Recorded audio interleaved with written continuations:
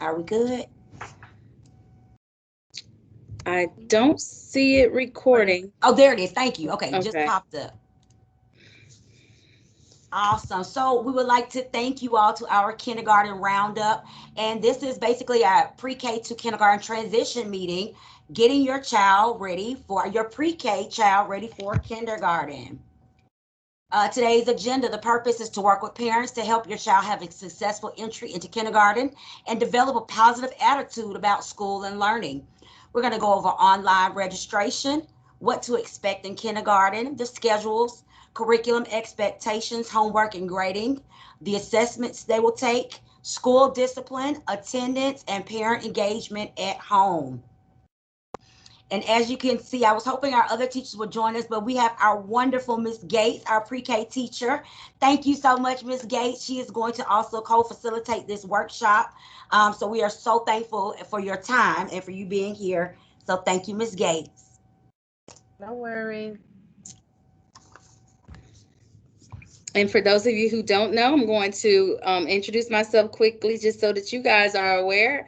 I'm Jovita Wallace, your proud principal. I'm super thrilled to have your babies transition to our kindergarten, and I can't wait to kind of co-facilitate the conversation with you guys.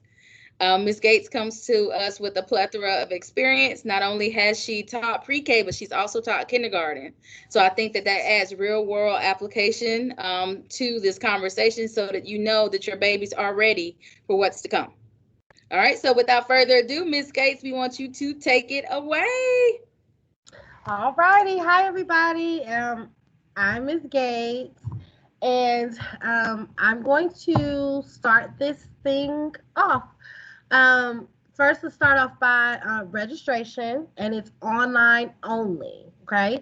Um, Please upload all documents, including updated proof of residency. Required documentation includes two proofs of residency, a birth certificate, social security card, eye, ear, and dental. And we also, for pre-K only, we do take your food stamp card or Medicaid card, things like that. But make sure you know that it's online only. Okay. For returning students, if you have any complications with uploading your documents, please attach them in an email with your name and the application number and the student's name and an email to Ms. Fornes directly. Please, please, please check your email, parents. You got to make sure you check your email when you do your registration throughout the school year, throughout the school day, because you never know when Ms. Fornes is going to email you, a teacher is going to email you. So please make sure you check your email daily for some type of correspondence from Ms. Fornes or your teacher. Only new incoming students going to pre-K or kindergarten through fifth need to register. So if your child is already in my class or if your child is already in Ms. Flanagan's class, you do not need to register, but you will need to provide updated proof of lease. That's the only thing, if you are a returning student, that you have to provide is an updated lease agreement. Okay? If you have not already, please register your child. We need some pre-K babies. So please, please, please register your child for pre-K. If you know someone that has not registered their child, please make sure you register them, okay? So let's My get into apologies, Miss Gates. I'm sorry. I it's got to go okay. back a slide. It jumped on me. I'm sorry. It's okay. But what we're going to do is get back to the meat of what we're here for, which is getting your child ready for kindergarten. What will your child need to know for kindergarten and making sure that they're as prepared as they could possibly be? Okay? So, I'm going to pick up right here just for a second, Miss Gates. mhm. Parents, this is extremely important. Update parent contact information. This is so crucially important. Anytime You change your cell phone number anytime anything happens as far as communication. Please, please, please make sure you update your information in the parent portal. It's no fun when you have a sick baby with a sick tummy and you can't find mommy. So please, it's so important that we have your correct mailing address, your correct phone numbers, and your emergency contacts. This is crucially important. I will drop a link for our campus portal in the chat. And once again, you can stay connected through the campus portal or emailing your child's teacher as well. So the campus portal, ladies and gentlemen, also is how our phone calling system works. It's linked to your campus portal. So if your phone numbers are not updated when we have to do emergency blast via email, phone, or text, we can't do it if your information is inaccurate. So please make sure that you update that frequently. All right. Prior to preparing for the first day of school, visit our school website. Did you know Brookview has a school website? Yes, we do. You also want to go to all kindergarten roundup events. This is our kindergarten roundup, but Fulton County has been offering for kindergarten transition meetings as well. Also, the kindergarten readiness program this summer that we're having would be amazing. You also, we're going to get information this year about PTA and joining PTA and Student Government Council. Your teacher websites, we use Class Dojo, as far as summer learning activities, school events, after school programs. We're going to be able to hopefully bring all of that back next year, like school dances and stream night and things of that nature, and transportation information. I'm also going to share this awesome link. This is a link for our Brookview video. It's a principal message from Mrs. Wallace, and it gives you a little tour of the building as well. So I'm going to make sure I drop that in the chat as well. Ways to stay connected. Once again, you can connect with our Brookview website, and I'll also share these links in the chat. We have a Brookview website, a Brookview YouTube page, Brookview Class Dojo. This link that I share, it is a direct link to our Class Dojo. So you'll automatically be joined to Brookview when you click on this link. And we also have a Brookview Twitter page at BES Panda Wallace. And we're going to work on getting a Facebook page for next year. But right now, these are all of the ways that you can contact us at any time. And I'm going to share these links in the chat as well. And lastly, certainly not least for my part, beginning teaching health and safety at home. A lot of our students are already in the building and they're familiar with the mask and the washing hands, but these are also some things that you want to practice with them at home and during the summer. Wearing your mask, keeping it on, washing your hands, singing that happy birthday song at least twice in your head, playing safely and cooperatively, learning to share, teaching independence. Granted, we know some of them may be able to tie their shoes, but they can start trying. Personal hygiene, how to open your milk carton and juice. Cleaning up after yourself, cleaning up your station, cleaning up your area, and using supplies appropriately. Scissors, let's not cut our hair and our pants. Let's make sure we're teaching us how to use scissors appropriately. And students should be potty trained upon entry to kindergarten. And Ms. Gates, I'm going to turn it over to you now. Okay, so we're going to start off with the day in a life as a Brookview kindergartner. And it does look different from a day in a life in pre-K. So one of the things that is the same is that every morning you're going to get your breakfast, and the kids have about 20 minutes to eat breakfast. And then from breakfast, they're going to go into classroom setup, RTI, and station rotations. And when we say station rotations, we do not mean a housekeeping area or playtime. Their station rotations is I read, I ready, and a teacher station. So there is no playtime, center time per se. There's a I read station where they're doing reading. There's an I ready station where they're doing math. And then there's their two teacher stations, one with the main teacher and one with the para. So that is what they're going to be doing for their after breakfast when they get their RTI and their station rotations. It's also, they go on Launchpad and The kids will learn how to punch in their numbers. Every student gets an ID number. So it's And going to be Launchpad, I important. just want Oh, Launchpad is the same as Class Link. So class link. use Class Link Yes, now. class link. So class link, they'll get a login ID number. And so they will log in, they will use their ID number, and their password is their birthday. Um, and that's where they will do their iReady, and that's when they will do their I ready reading and I ready math. Lunch and cafeteria expectations in pre-K, we eat with them.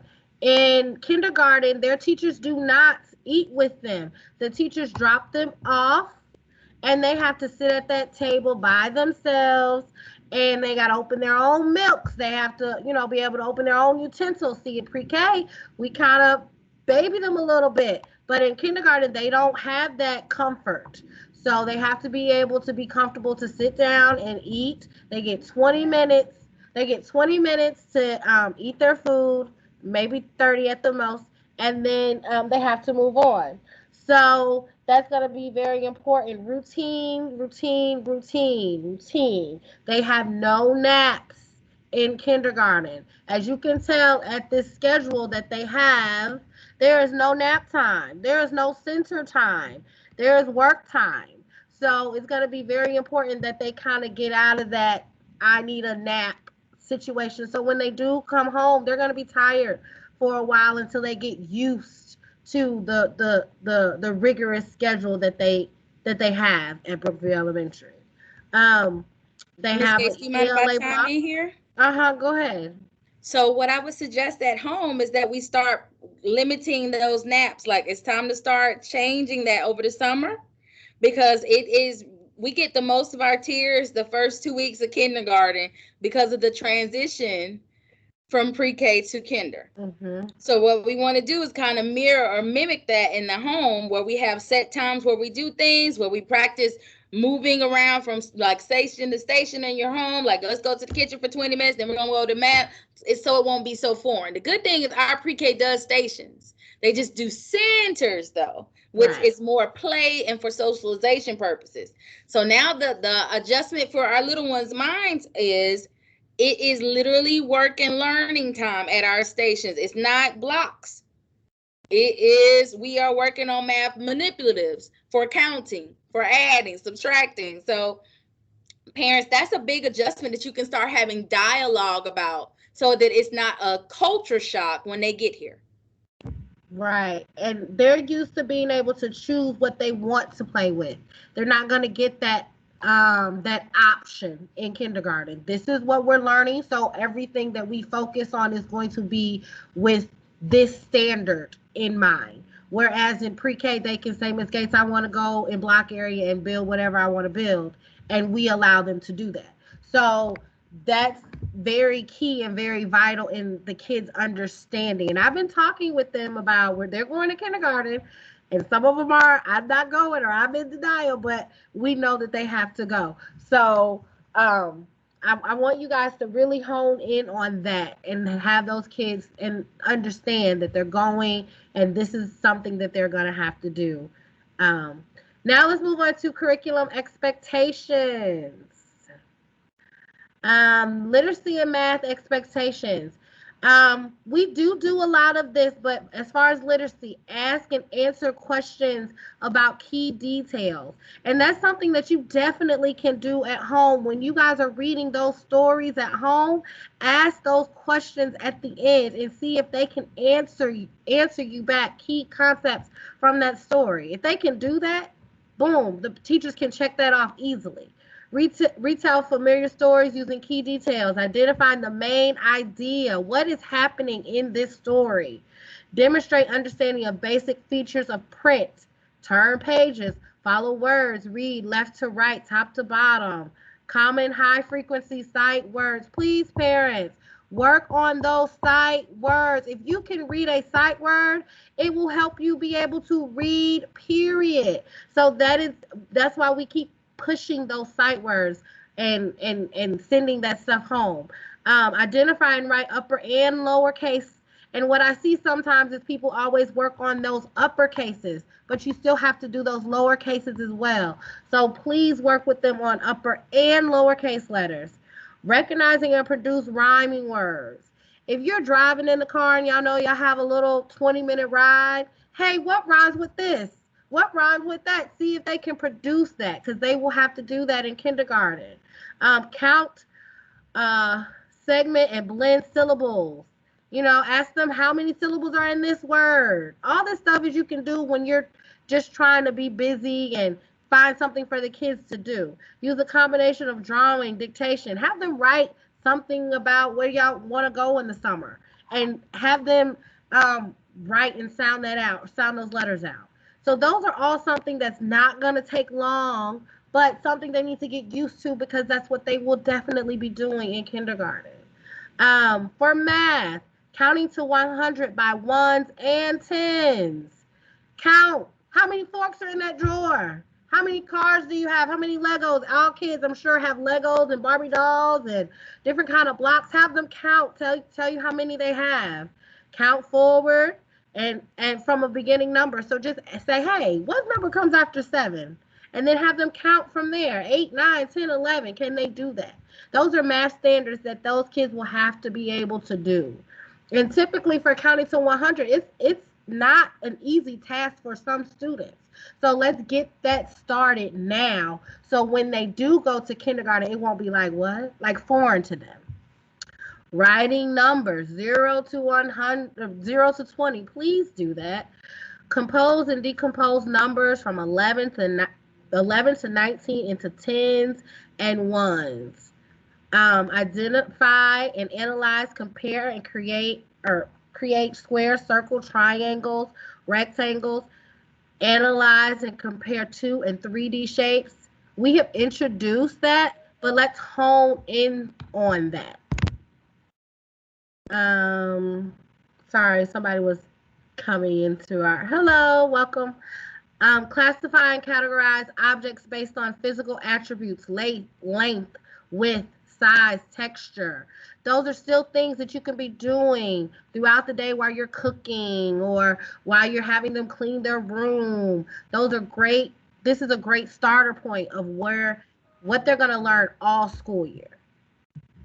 Okay? Social studies and science. Sort objects based on physical attributes. So while they're counting and counting those bears or whatever blocks that they have, ask them to sort them. Put the green ones here. Put the red ones here. Investigate relationships between shapes and objects in motion. Investigate differences between day and night. Observe the physical attributes of rocks and soil. So those are just questions and things that you can talk to with your child. Social studies. Identify the national holidays. So when the 4th of July comes, that's a great example of things that you could talk about. 4th of July is a national holiday. Just ask them some questions about that. Why do we celebrate it? What do they do? So those are different things that they'll do throughout the school year. Okay? Please read to your child daily, because when you're reading to your child daily, they're picking up those vocabulary words.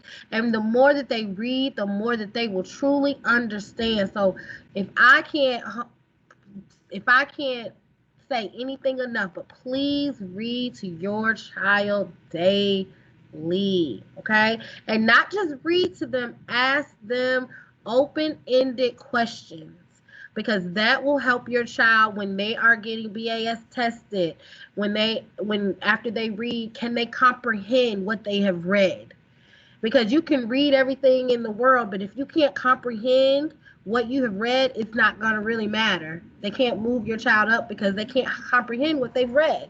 So please make sure you're asking those questions when you're reading, okay? Miss Gates, I just want to chime in. So the transition from pre-K to kinder is being read to being the readers that read to you. Mm-hmm. We're developing little readers. And yes. By kindergarten, our kids are reading. Mm-hmm. And we are pushing literacy because we know literacy is the foundation for their academic success for life. So I really, really want parents to pay attention and make sure that they are exposing their kids to multiple kinds of texts. And that, like Ms. Gates said, again, they're informational texts too, not just the ones that are fun and cute. The ones that are teaching factual information, and then ask them, so what is this whole passage about? How do you know that? Prove it. Show me from the text. Or tell me what they said. How do you know? And get their little brains churning, because when they get older, third, fourth, and fifth, it's important that they utilize those texts to be able to show evidence and cite evidence from the text in their responses for the Georgia milestones and all their assessments later. Exactly, exactly. And what I don't know if we talk about it in this PowerPoint, but writing too. So not just reading, writing. I need those babies writing something every day. I'm not even gonna. I need them either writing their name, writing their alphabets, writing the sight words that they know. I need them to get familiar with writing every single day, because and I'm gonna be honest with you, it does not have to be. And I think this is the biggest misconception that I tell my parents now, and even my parents when I taught kindergarten. It does not have to be perfect, because we want to hear them write the letters that they hear, not necessarily what, okay, they can't hear the E in white, so I don't expect them to write that E in white, but they hear the W, they hear the H, they hear the I, they hear the T. So those, I want them to get comfortable with writing the letters and the sounds that they hear. So if they know their letters, I also need them to know their sounds, because you can't write if you don't know your if you don't know your sounds. You just writing random stuff. You don't know if it's right. So I need them to work on their letters, and I need them to work on their sounds, and I need them to work on writing. This will give them a jump start. I'm absolutely. Invented spelling is what Miss Gates is referring to. When our little ones sound out something like the word chicken and it's CHKN, that's exactly what we want them to do, because we want them to acknowledge those, that each letter has its specific sound, and that it makes a sound together. And eventually you develop little readers and little writers that way. So don't discourage them. Don't force spelling initially. We'll get them there, but encourage them to write. And when they're writing, so let's say you read about a story and want them to write about a story, make sure they have a beginning, a middle, and an end. Exactly. So what happened in the beginning? Okay, so what happened in the middle? All right, now tell me what happened at the end, because that also is part of retelling. That also helps their kids with understanding and really that comprehension piece. So we want to make sure that we really build our little ones up for that reading stamina later. Exactly, exactly. Okay. Homework and grading. We do not in pre-K. We don't listen. I didn't this year. Last year I gave out homework, but they do get homework, and they do get grades. Homework is nightly, Monday through Thursday. Additional homework will be supplied if your child is needed, or if you may want some spring break practice or something like that. Projects and oral presentations are subject to the teacher's discretion. Students will receive, they don't receive the typical A, B, C. They receive S for satisfactory, N for needs improvement, U. Monthly progress reports are sent home regarding your students' progress. So that is big. That is big. That is big. We just do, in pre-K, we just do narrative summaries twice a year. But they get graded on their work.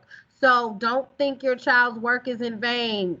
That's why we keep stressing, you got to do your work. You think it's busy work, but it's not. They're getting graded on that. So please make sure you understand that's a big difference. They will be graded on their work. Yep. Okay? And just to chime in very quickly, your grades, they will come through the campus portal, which is why it's so crucially important that you make sure that all of your information is up to date, accurate, and correct, because this is how you're going to receive your students' grades. We do not do paper report cards anymore. Everything will come through your campus parent portal. So it is crucially important that all of your information is accurate and up to date. We cannot stress that enough. It is so important. Yeah. And I'm sorry. Thank you, Ms. Gates. I'm giving it back to you now. I'm sorry. No, you're fine. So what assessments your child will take? G-Kids, the Georgia Kindergarten Inventory of Development Skills, they do that all throughout the school year. For reading, they do the BAS, the Fontes and Pinnell Benchmark Assessment and Systems. This helps determine the student's independent and instructional reading level. So they do that, I think, 3 times a year. Yes, ma'am. They do, Beginning, middle, and end yes, of year. So we're yes, actually BASing our kids now in kindergarten exactly. and And K-5, actually. yes, yes. I ready reading diagnostic assessment test. I ready math, which is another diagnostic assessment test. Bi-weekly phonics assessments. Phonics meaning what are these letters? What are these sounds? Math unit assessment ongoing and weekly exit tickets. And when we say weekly exit tickets, we mean, are you understanding the standard or the concept that I am teaching you this week? So if you're learning about counting one through 100, that's your standard. Your weekly exit ticket might be, can you count these bears right here, and you count and see if they can do it. So that's a weekly exit ticket that they might have throughout, weekly exit ticket that they'll do throughout the year. So I'm just going to add that these assessments, and the reason there's so many assessments, because the question at hand is, how do I know what my kids know? What do I do if they don't know it? And what do I do if they already know it? A teacher should not be teaching all kids with this, like it's not a one size fit all. If a Mhm. kid already knows that, we should be pushing them forward with that content. So these assessments help us figure out those student levels and which ones we can push a little further, which one need to step a little back and go back and revisit some things, and then which ones is right on pace. So it's kind of like the red light, yellow light, and green light in this slide, because we need to figure out where our kids are based on how they do with our data. Exactly. And no kid is gonna, all the kids in the classroom are not gonna be on the same level. They're just not. So these things will help them know what to teach and how to push those students that need to be pushed. Okay? Okay, I'm gonna stop just for a moment, parents. If does anyone have any questions so far? Yes, I do. So I know, actually I kind of, we already did kind of this. My son has an IEP. He'll be transferring over to you guys. I don't Well, want it to welcome. make it. Thank you. I already have my son is Lamar Beasley in fourth grade, so Oh, he'll well, be in yeah, fifth yeah. grade. I can only see your eyes up. Like, Yeah, I've been driving. Okay, it's so okay. It's okay. I've been taking notes. So some of the things that you guys already have, as far as like with the checklist, me and Dad have been trying. Well, we are doing this at home. He was virtual in PreK, but basically he was like, I say homeschool. We're teaching him everything. We're going through the packets and everything, and also trying to follow his IEP plans. Um, I guess like with like as far as with the scheduling, the assessments, will that also still be the same with kids who have IEP plans? Because I know he will have a paraprofession with him in kindergarten, but I just want to make sure like I want to make sure that he's also still on track. I don't want it to like put Absolutely. him So behind. to answer your question, our students with disabilities, because of the kind of students that we serve, like they're high functioning. So when they come to Brookview, we push them, and yes, they are assessed, Good. and we hold them accountable for their data. Now we might slow down or give extended time for the assessment because they might need frequent breaks, they might need, some chunking, but they're still going to be assessed because I'm holding those my special, I call them SCC teachers, my special education teachers are getting held to the same accountability for the did your kids grow. So my teachers, all teachers have growth goals. So that's something that I want, and I hold everybody, did your kids grow? If they came to you and we know where their data said they started, it shouldn't be the same at the end if we pushing our babies. So just keep that in mind. But what we will do, as we have assessments, we're really good about communicating. We'll let you know for up front, hey, we're getting ready to start G Kids. The window will be from this day to this day. And we typically add it to our master calendar once we get the dates from the district. So you can always find it on our websites. You can always find that on pretty much our website, our master calendar, and always just, I mean, the teachers will share it out on Dojo. Like, we do really good at making parents aware and reminding them, because we want them to take the assessment seriously too. Mhm. Because good data shows you really where you need to do the work. Okay. All right. Thank you so much. No problem. That was an excellent question. I was about to say thank you for that question. Mhm. Any more questions? Well, we're going to leave it open, guys. Please think as we continue our presentation. If you have any more questions, please think. You're drop them in the chat or unmute yourself, and we're going to transition into Mrs. Wallace. Yay! I'm Yes, done. yes, yes, yes, yes. So one of the biggest things my pre-K parents that transition to kindergarten have the toughest time is the way we handle discipline, because there is a big difference from pre-K to kindergarten. So in pre-K, you have an immediate suspension for only at max up to 2 days. And literally you have to do something extreme, extreme, extreme, because they're little, they're still learning school. And so we don't really typically, I don't think I've ever suspended a pre-K, or I don't think that's in 20 years. Um, because they're still learning the process. Our goal as teachers is to be able to help them learn how to handle the everyday works of school. Now, the difference in K5 though is tiered discipline approach, and depending on the severity of the behaviors, now we can have actual disciplinary consequences. They can range from in-school suspension, so like how they might fight over blocks in pre-K and hit each other. By kindergarten, that's different, because now you're old enough, and these tiers go from minor offenses to major offenses.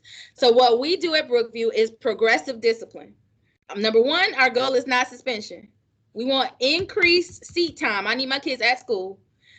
Sending kids home does not solve or help anything. We need them in school to learn, right? That's our purpose.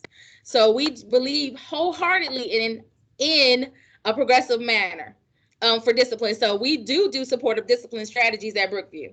We do classroom interventions. Every single classroom in our building and has a cool down corner except for pre-K. So that's the difference. That's a different kind of world. Now, some of my teachers instituted their own like little spaces trying, but every classroom in our building has a cool down center where a kid can kind of go cool down. We're gonna give you a chance to reset. We have some calming strategies we teach, and we do morning circles. And then if that's still, then we progressively work that way. And we have built-in supports in our building for that. We have SEL supports and social emotional learning that might come. Let's take a walk. We're gonna give you a chance to get it together. You might have to do a reflection. Let's talk about what we didn't do well and what we're gonna do differently, and then we're gonna get you back to class, because that's our goal. But when the behaviors are extreme and impact learning, that is the one thing that I will not accept for any kid. If it becomes a disruption of learning that impacts others, then that's when disciplinary consequences really happen. But that's after we've exhausted every possible progressive strategy first, because most times building relationships with kids, coming up with incentives, and coming up with strategies work for our children. Most times we have awesome, I have to say, we are a state distinguished school. PBIS distinguished school, because we really put in the work in supporting the whole child, but most importantly, focusing on the positive. So if 85% of my kids in our building are behaving the right way, we're going to highlight that. If it's on 15%, that 15 should not take over the big view of what everyone else is doing right. We're going to work on those 15 to get them into the larger folds, and we're going to celebrate it in a big way. And that's what we do. And it helps to curb a lot of those behaviors, which is why we don't have a lot of fights and things, and I don't tolerate it. I am very transparent about my babies, and what we come to school for is to learn, and that all pandas are leaders. And I always, every panda will tell you, say leaders do the right thing when, and I'll say when what, and they say no one's looking. And that's kind of what we teach. And we teach that. So we do what's called PAWS, which is our PBIS. P means pay attention. A, always be responsible. W, work hard. And S, show respect. So our kids will learn that. Now, if they have a moment, and let's say you get to that point where we've tried some of these progressive things, they didn't work, we do have an in-school suspension room where the learning still continues. And the difference is in that ISS room, you will have an actual lesson about whatever that behavior was, whether it was defiance, with the person that teaches that and supports that. And then you're going to go do the work you didn't do that you missed. And then we're going to get you back to class. Because again, our goal is not send you home. That's not the goal. And that's just a really, really big piece. Miss Gates, would you mind me tapping on the attendance one too? No, this is good. Go ahead. So the really, really big thing too, my hardest time, actually for my entire building, thank you so much. For our entire building, and honestly, most elementary schools don't have ISS. However, Brookview decided as a school with input from parents, from teachers, and from our students that, you know, we need a system. And so we invested. I made the decision. I purchased a position and we put it to, we got a grant. We bought fidget materials for those who just need the kinesthetic. Like, we just put it to place to support the whole child, because we know it doesn't do anything to send a kid home. Then what? We didn't solve the problem and we didn't fix the situation. Let's deprogram some of the negative behaviors to teach the new behaviors. Attendance though for pre-K is actually the worst in the building. Yeah. My pre-K for my entire school had the poorest attendance for regular and consistent attendance of school. The difference is in kindergarten, I will do truancy, because now we are learning to read. We are learning to like truly read and write math. And so if we can't get to school on time, then we have to really hold parents accountable, because it's not the kids' fault. They're 5. You know, it's not a 5-year-old's choice to stay home. It's an adult choice. So I want to make sure that we go through the tiers of attendance so that every parent has that right mindset. And we always start with tier 1. And tier 1 means the whole school. This is what we do. We set an attendance goal for the entire school. And if our first point of contact for that is teacher. Our goal as a district, well, not a district. Brookview has a thing we call it Strive for Less Than 5. And it's a really big like push that we do when we were in the typical, before pre-COVID, right? When I had a full building. We're going to get back to that this fall. Yay. Strive for Less Than 5 absences was a big deal. We hype it up. We gave away bikes. And this year we've done tablets. Like, we're going to hype it up for attendance. But we want to make sure that parents understand that. We're going to communicate it. And we have to keep a pulse check on the tardies. Tardies equate to absences. So a lot of times parents think, oh, well, he was there. But if he was 20 minutes absent on Monday, 20 minutes, well, tardy, 20 minutes on Tuesday, let's add those minutes, then that equals days. So we want to pay attention to tardies. We want less than 5, and we really do not want to have to deal with the excessive tardiness, because they're missing instruction. And this year, if anything, this upcoming year is going to be the most crucial, because we're building and bridging gaps because of COVID. Like, in all honesty, we know our kids are going to come in with some deficits. We're going to try our best to hone in with some powerful, small group, intensive, targeted instruction to kind of build it up so we can catch up. And then keep pushing so our kids don't fall behind. So after 3 unexcused absences, we will send a letter. We have an automatic text messaging system, and it sends notices to phones too about attendance. Now, sometimes our teachers make errors, and I talk to my teachers all the time about correcting their attendance, because it will call your phone and say your child was absent today. Then after that, we go through, the teachers will do a social work referral. If they get to 5 or more unexcused absences, we're referring to the social worker. We're going to see if we need to go through a truancy intervention. Like, we're getting to that point of, look now, we're pushing it when it comes to attendance, and you are accountable for your child. We will even move them in tiers in SST, which is student support systems, to try to work with the parents to get them on. But we can refer to truancy intervention project, which then goes to juvenile court when we get to the 10 plus unexcused. After that, it's a defects referral, because now as an adult, you're hurting our child. And our goal is to protect the kids. So we take attendance very seriously, but we're really going to do some incentives for it, and we're really pushing it.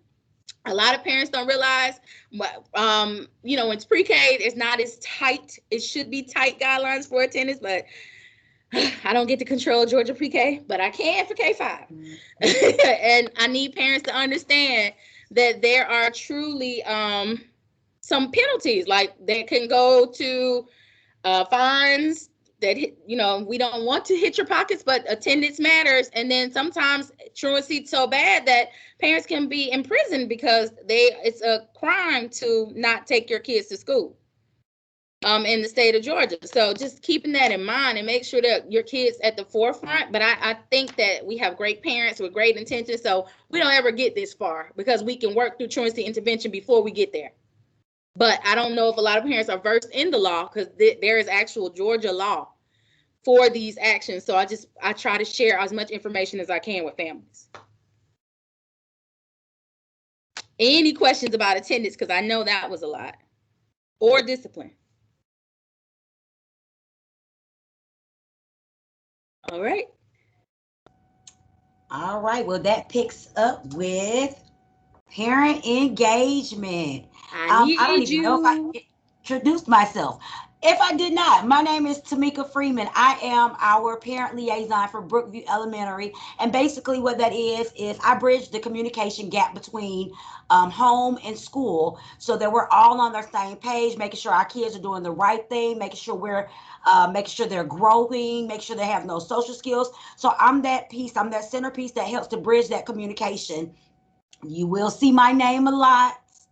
I am going to call you a lot. I'm going to email you a lot. I'm going to communicate with you a lot. It's because I love you and I want you to be informed, and we need you. With that being said, next year, as you see, we're going to do more virtual workshops. We're probably going to be able to maybe do some face-to-face workshops. Who knows, but we still will have parent workshops. Guys, we have some amazing workshops. We had one for Georgia milestones. We've had one for literacy. We've had one for math. Technology. We've had one for just about everything. Tech tools, just transitioning into remote learning. And those who take advantage are really informed, but those who don't tend to miss out. And I'm like, we're giving good stuff. So we want to encourage you to participate there for sure. Yes, and all of our meetings are recorded, so they will be shared, like I said, on Class Dojo and our Brookview YouTube page. But it's nothing like being there during the workshop. It's truly different. But I'm going to move on. I'm sorry. Access school-based resources through ClassLink. That's Launchpad. Whichever one is the same thing. That's how the kids get to their platforms. iReady is so crucially important. 45 to 60 minutes a week. We want all our kids to have 45 to 60 minutes a week in each subject, math and reading. Like we said, like Ms. Gates said, read to your child daily. Have your child read to you. It's so important. And please, please, please stay connected to Brookview so you can stay informed. Parents, when I say we need you to be involved, we need you and we want you. And we mean that at Brookview. We love our parents. We love our pandas. So we really, really do appreciate your input and your suggestions and your involvement. So at any point, please feel free to email myself, Mrs. Freeman, and I'll drop Mrs. Wallace's email again in the chat. Feel free to email us or call us anytime. We mean that. And honestly, guys, I really want more voice from parents. We have community partner voice and we have some representation, but like our school governance council and our PTA are perfect opportunities. Like our school governance council just voted to help me do school beautification to get gardening started in our school. They actually helped me look, Miss Gates, you're on and I think my PTA president is still on the call too. They helped vote for, I brought an idea to them. They can yay or nay it. They approved the budget because we really want to expose our kids to their passions and talents. And we want to make sure that they get opportunities they may not normally have. So the school beautification process is a go. I'm so excited about it. But these are the things that parents who participate get to participate fully in and then say, I was a part of that process. Our SGC designed a read map. We did when I first got to Brookview, I wanted to do a media center renovation. And they literally picked from the colors on the walls to the furniture in the room and helped me design the new media center. So there are opportunities, and I really, really, really want the help. Miss Kane, if you want to say a word about PTA while you're here, she's an amazing PTA president, but we really need some new members. Yes, I can say something. Hi, everyone. I am Miss Kane. I am the PTA president, and I am also on the SGC. But I really, really, really need more parents on PTA because as of right now, we do not have a PTA because I do not have enough board members on the PTA to have a PTA. So if anyone is interested, just let either Miss Wallace or Miss Freeman know because we really need more people on there so we can get our PTA back because as of right now, we do not have a PTA. And as most of you know, Brookview has a pretty transient population with a lot of apartments. So unfortunately, we have people who start strong and then they have to relocate due to life happening, which we respect. But then that leaves gaps and holes in some of our committees. And right now we need to rebuild PTA because they did great work last year pre-COVID. They fundraised. They helped support teacher appreciation. They just did a lot of our dances were sponsored by PTA. I really want next year when we get to go back to full face-to-face instruction, us to be able to have all those mother, daughter, father, son, like all those events we were doing to bring our families and community in. We need help though. So if you're interested, please, please, please let us know. So are there any questions, comments, concerns? And once again, if you all think of anything at any time, please feel free to call us or email us. Email Ms. Gates. She'll get it to us. But I need a favor from you all. As a Title I school, we are required to have these trainings and workshops. And as parents, we need an evaluation from you. The evaluation is to evaluate the effectiveness of the meeting. Was it good? Did you get information? Was it something we missed? Like I said, we love input. We want your input. We want your support. So if everyone would please, please, please fill out the evaluation link for me. It is in the chat, and you also can scan the QR code. I will also leave it on Class Dojo and our YouTube page as well. And I'm going to stop this recording.